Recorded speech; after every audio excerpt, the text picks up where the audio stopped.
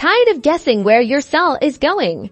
Let's get right into ensuring you're always in the know by making sure you can easily view your Phantom wallet balance and track transactions in real time first. Unlock your Phantom wallet on your device using your password or biometric authentication.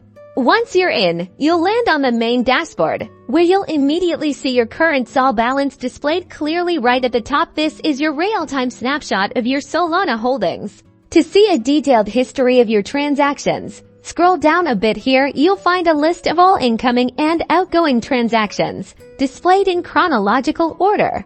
Tap on any transaction to view its specific details, including the exact amount of SOL transferred, the sender or recipient address, and the precise date and time of the transaction. This is perfect for verifying payments or tracking your DeFi activity.